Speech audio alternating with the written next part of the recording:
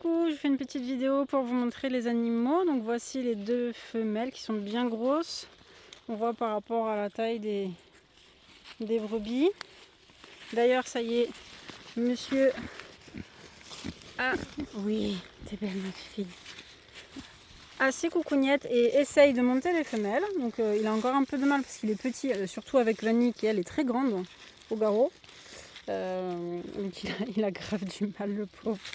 Mais il s'améliore de jour en jour. Et là-bas on a le petit lardon qui fait sa sieste au soleil, le cul au soleil, il est beau ce lardon. Voilà, il vient de manger. Hop. Donc niveau retournement, les kounis ça retourne. Alors ça retourne, mais non pour l'instant, en fait elle retourne, c'est vraiment pas profond. Elle retourne pas profondément. Pourquoi c'est tout flou? C'est sale?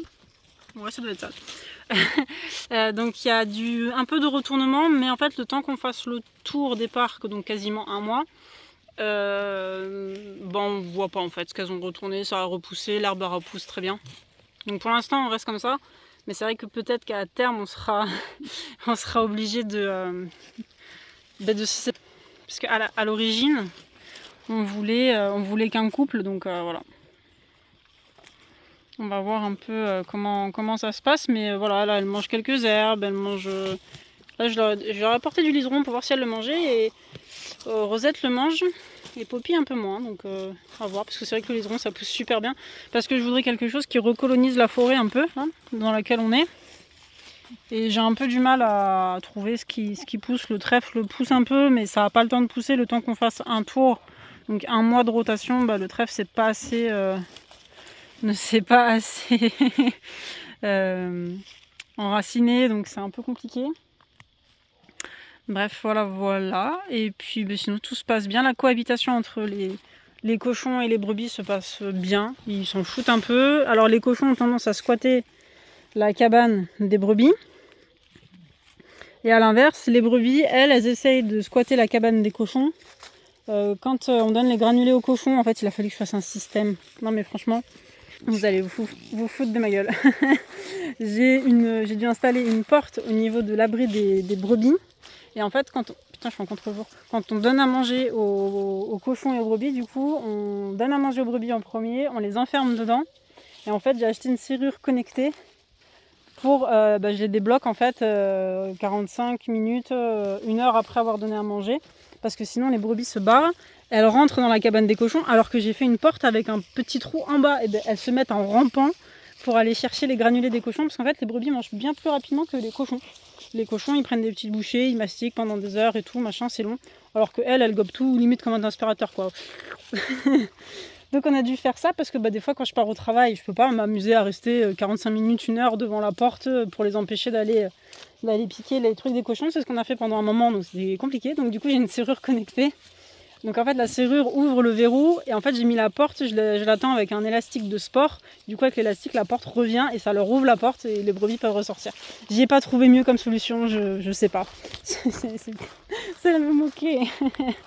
Et puis voilà, donc les animaux, il y a ça, il y a les poules qui arriveront pendant cet hiver. Parce qu'il fallait la porte automatique. Et là je vais vous montrer le poulailler parce que c'est vrai que je vous l'ai jamais montré, ça fait 6 mois qu'il est prêt. Et comme ça, je vais vous montrer un peu la rotation de tout. Je vous l'ai jamais montré. Hop, allez, on y est. Hop.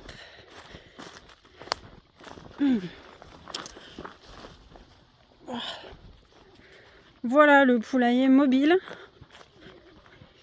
Donc en fait, il me manque la porte automatique ici. Ici. Et en fait, on va faire une espèce d'ancrage au sol à chaque parc pour accrocher la barre qui est là. Ça sera sûrement changé en métal un jour, mais pour l'instant, ça reste comme ça. Donc en fait, c'est le poulailler inspiré de Justin Rhodes, totalement grillagé pour la nuit. Alors en hiver, il faut rajouter des sortes de plaques là sur les deux grands côtés. Comme ça, on garde les petites ventilations de devant et derrière pour la ventilation. Et voilà. Donc ça, on le déplace à chaque fois de parc en parc et c'est un peu le repère des animaux pour... Pourquoi t'as pris une branche? Qu'est-ce que tu veux faire avec ta branche? Tu sais pas? Tu l'as trouvé bien? C'est souvent que les cochons ils prennent une branche et ils la ramènent, je sais pas pourquoi. Et voilà, donc là on est en pleine réflexion sur quel matériel prendre pour nettoyer nos parcs, parce que vous voyez que ça repousse très très vite. Par exemple ce parc là, il était totalement propre l'an dernier et on voit déjà qu'il y a plein de petits chênes en fait qui repoussent, sauf que nous notre terrain on peut pas prendre le micro-tracteur, on s'est renseigné. Les micro-tracteurs c'est pas possible. Là ce parc là qui est pas très en pente, il est à 12 degrés. Et le parc qui est là-bas, il est à 19-20 quoi. Donc en fait, c'est pas possible. Les micro-tracteurs, c'est conseillé que jusqu'à 11. Donc voilà, on est en train de réfléchir. Les trous que vous voyez, les mottes de terre, ce n'est pas des taupes géantes, ce sont les trous pour les, pour les arbres fruitiers qui vont être cherchés d'ici quelques semaines à peine. Donc on a fait plus de 30 trous. Bon, il y avait 2 trous en plus là que j'avais plus de place. En fait, je voulais pas trop me coller au bout là-bas parce que c'est très très très à l'ombre. Donc je voulais pas trop me coller non plus. On a refait des tas, du nettoyage. Il y aura des feux encore cette année. Vous voyez que c'est pas le bois pourri dont on manque. Là-bas, on en voit encore 2 au loin. 2 gros tas. Là, il faut que je continue à couper juste ces petits arbres là et il y aura un gros tas. Et on est bon. Donc là, voilà. Par exemple, cette prairie là, ils y sont restés une semaine. Et vous voyez, en fait, il y a là, une fois qu'ils sont passés, on voit à certains endroits, il y a des petits retournements, mais c'est très léger. Et en fait, d'ici 3 semaines, l'herbe repousse dedans et ça se voit quasiment pas. Par contre, les seuls points qui sont très abîmés, du coup, c'est ce qu'on appelle un peu notre autoroute, qui prend tout le temps des coups de museau, donc qui est tout le temps dans cet état-là. Ça s'aggrave pas, c'est-à-dire qu'il reste toujours un peu des racines d'herbe, donc tu as toujours de l'herbe qui repousse, ça devient pas vraiment labour, mais voilà, ici, elle s'y donne à cœur joie. Et pourquoi elle s'y donne à cœur joie? Parce que quand on a fait les trous pour les fruitiers, on avait des vers de terre, mais alors gros, franchement aussi gros que mon petit doigt, et j'ai un gros doigt, et long, mais de 15-20 cm, quoi. Et incroyable. Donc là, c'est ce qu'elles cherchent, tout simplement. Je leur donne des limaces, des vers de terre quand j'en trouve. Et ça fait de la prot gratuite. Hein? Tu vas montrer comment tu laboures bien devant les abris? Là, par contre, devant les abris, c'est labourer. Alors, est-ce que c'est pas plus mal parce que du coup, enfin, c'est chiant parce que du coup, quand il pleut, on a vraiment plein de boue. Mais du coup, par rapport aux brebis, le fait qu'en fait, on ait toujours un parcage en commun, niveau parasitaire, je pense que c'est mieux qu'il n'y ait pas de végétaux. Je sais pas si vous voyez ce que je veux dire, parce que les parasites, normalement, ils se logent sur les végétaux, donc je pense que s'il n'y a pas de végétaux, les parasites vont pas trop survivre. Donc voilà, un peu. Donc là, on a juste ce parcage-là, je sais pas trop combien il fait.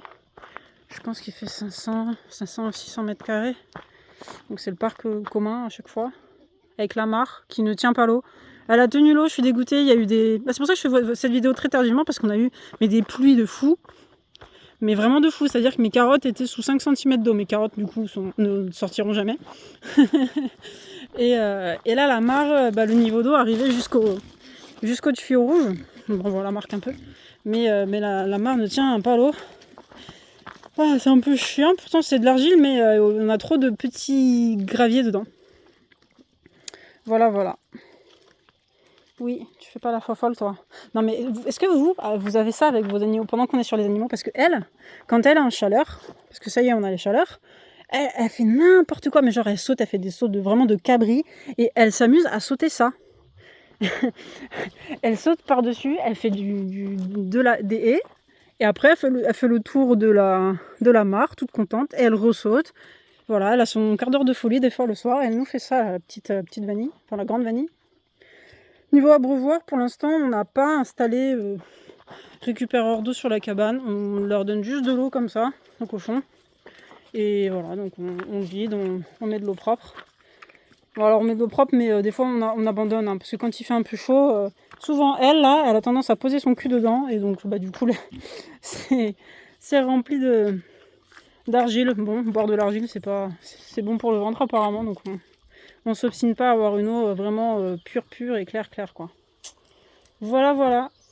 Sinon du coup, je crois que niveau installation, je n'avais pas montré que j'avais mis un fil partout là, sur la totalité des parcs à 5 cm.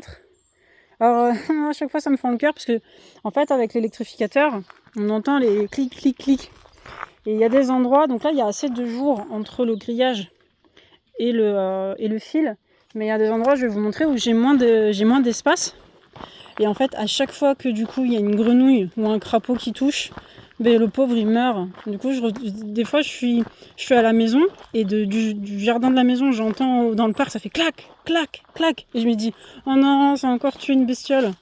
Alors des fois c'est des limaces, lézards ou grenouilles. Vous voyez là par exemple de ce côté là du poteau il n'y a pas beaucoup de distance entre le grillage et en fait il suffit qu'il y ait un crapaud qui décide de sauter à cet endroit là, qui touche et le fil et le grillage et ben là brochette quoi. Donc bon c'est un peu chiant pour la faune et pour la faune quoi. Mais bon, si je fais pas ça, les cochons se barrent. Hein. On a fait l'expérience hier, juste le fil, ils s'en battent les steaks. Hein. Voilà. Bon, ah putain. Et donc après les grosses pluies, on a eu du vent. Mais alors du vent. On n'a pas eu de dégâts, j'ai pas eu une seule fille qui s'est envolée pour une fois. Ça c'est plutôt pas mal. Oui. Faites la bataille? Non. Et oui, donc vous voyez comment ça laboure. Et je vous jure que la terre elle est dure. Hein. Là, la terre qui est là, on est passé avec la mini-pelle, elle est tassée, mais genre. Et eux, ils y vont tranquille avec leur nez comme ça, en mode tut. C'est incroyable la puissance que ça a dans le museau. Mais bon, voilà, comme je vous dis, pour l'instant, ça nous ruine juste l'entrée là. Ah, mais c'est ma tête que vous voyez? Pourquoi c'est ma tête que vous voyez? Je sais pas, j'ai appuyé sans faire exprès. Donc ça ruine juste l'entrée ici, et dans les parcs, pour l'instant, ça va. Ouais. Tu montres comment tu montes ton bidou? Tu montres comment tu montes ton bidou un peu? Elle monte son bidou le plus facile. Vas-y. Tac, tac, tac, tac. Non, t'as pas envie? Si, un peu quand même. Ouais, je vois que tu dandines du bidou. Tac, tac.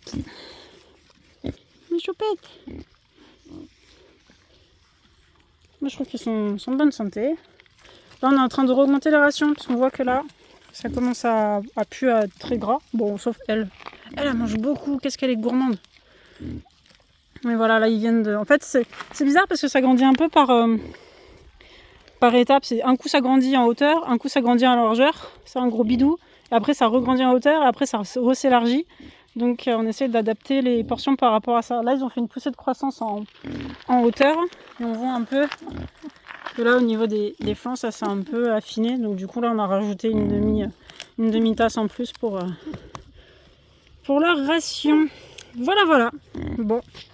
Bah écoutez, si vous avez d'autres questions que j'ai pas pensé pour les animaux, ben voilà, posez-les moi et puis je répondrai en commentaire. Gros bisous!